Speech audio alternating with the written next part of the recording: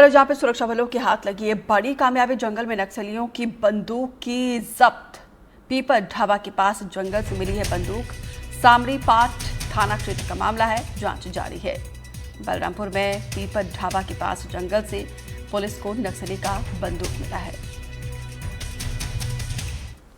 करते झारखंड से आ रहे जहां पे बोकारो में नक्सलियों से मुठभेड़, 25 लाख रुपए के इनामी समेत 2 नक्सली ढेर हुए हैं।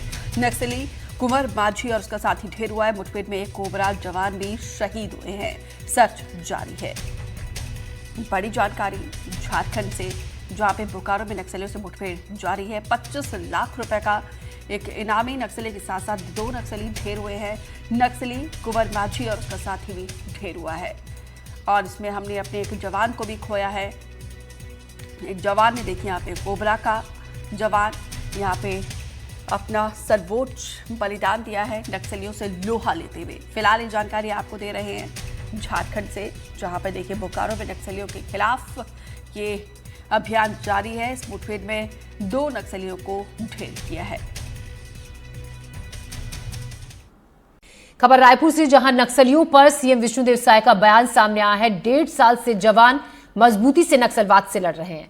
पीएम और गृह मंत्री ने 2026 को नक्सल मुक्त करने का ठान लिया है। नक्सलवाद खात्मे का संकल्प पूरा होगा, सीएम ने कहा। पोलित ब्यूरो के सदस्यों को जवानों ने न्यूट्रलाइज कर दिया है। नक्सलियों की कमर टूट गई है, वो अंतिम सांसें गिन रहा है।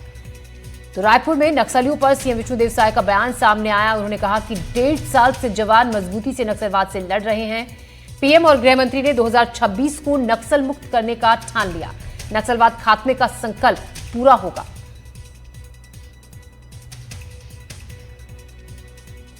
नक्सलवाद अंतिम सांसें ले रहा है। लगातार 1.5 साल से हमारे सेना के जवान मजबूती के साथ नक्सलवाद के साथ लड़ रहे हैं और डबल इंजन की सरकार का भी लाभ हो रहा है। और हमारे देश के आदरणीय प्रधानमंत्री जी और गृह मंत्री जी ने तो ठान ही लिया है अगले साल 31 मार्च 2026 तक पूरे देश से नक्सलवाद को समाप्त करने का, और ये उनका सपना पूरा भी होगा। हमारे जवान बहुत मजबूती के साथ लड़ रहे हैं। अभी जो माओवाद के सबसे बड़े पोलित ब्यूरो के सदस्य बसव राजू वगैरह थे और कितने करोड़ों के इनामी थे, सबको न्यूट्रलाइज किए हैं और इनकी कमर टूट गई है। छत्तीसगढ़ में नक्सलियों के खिलाफ चलाए जा रहे अभियान का असर अब दिखने लगा है। नक्सलियों का कबूलनामा सामने आया है, जिसमें उन्होंने माना कि पिछले 1 साल में नक्सलियों को भारी नुकसान हुआ। हालांकि बौखलाए नक्सली छिटपुट घटनाओं को भी अंजाम दे रहे हैं, लेकिन सुरक्षा बलों के सामने उनके हौसले अब पस्त हो गए हैं।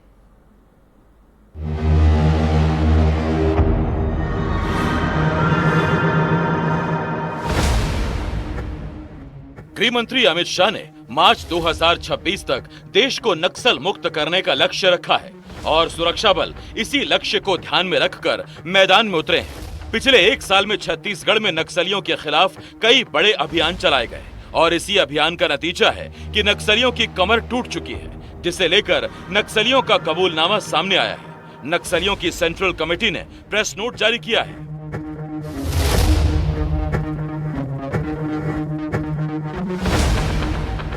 जिसमें माना है कि पिछले 1 साल में पूरे देश में 357 नक्सली मारे गए हैं। मारे गए नक्सलियों में 4 सेंट्रल कमेटी के मेंबर, 15 राज्य कमेटी के मेंबर शामिल हैं। 136 महिला नक्सली 1 साल में ढेर हुई हैं। सबसे ज्यादा नक्सली छत्तीसगढ़ के दंडकारण्य में मारे गए हैं। दंडकारण्य में 1 साल में 281 नक्सली मारे गए।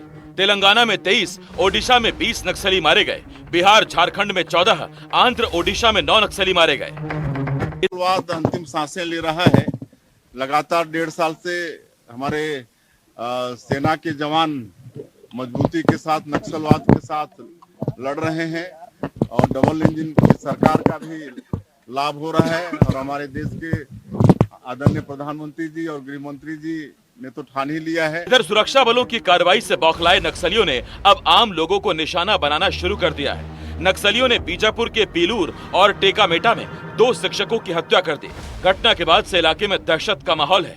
जिस इलाके में नक्सलियों ने इस वारदात को अंजाम दिया, वो इलाका घोर नक्सल प्रभावित माना जाता है। इधर नारायणपुर में भी नक्सलियों ने बड़ी वारदात को अंजाम दिया है। नक्सलियों ने नारायणपुर में एक मोबाइल टावर में आग लगा दी। घटना छोटे डोंगर से 6 किलोमीटर दूर मढ़ोनार गांव की है। नक्सलियों ने इस वारदात को देर रात अंजाम दिया और मौके से फरार हो गए। जानकारी लगते ही छोटे डोगर पुलिस मौके पर पहुंची और जांच की।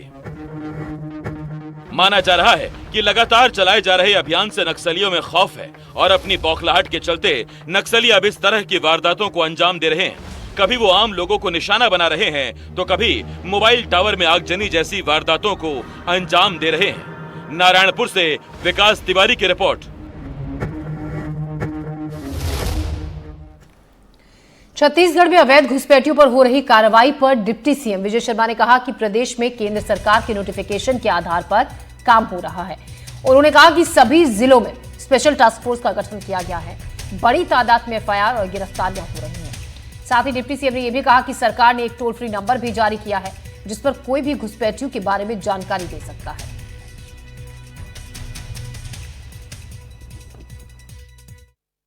मैंने बताया उनको, मैंने सारी बातें उसमें कही हैं जो सेंट्रल गवर्नमेंट के नोटिफिकेशन नॉर्म्स के आधार पर जो कुछ होना चाहिए, मैंने सब बातें उसमें कही हैं। हमने एसटीएफ का गठन हर एक जिले में किया है, स्पेशल टास्क फोर्स का, वो काम भी कर रही हैं और बड़ी संख्या में एफआईआर भी दर्ज हुए हैं, लोगों को गिरफ्तार भी किया गया है और कार्यवाहियाँ भी चल रही हैं।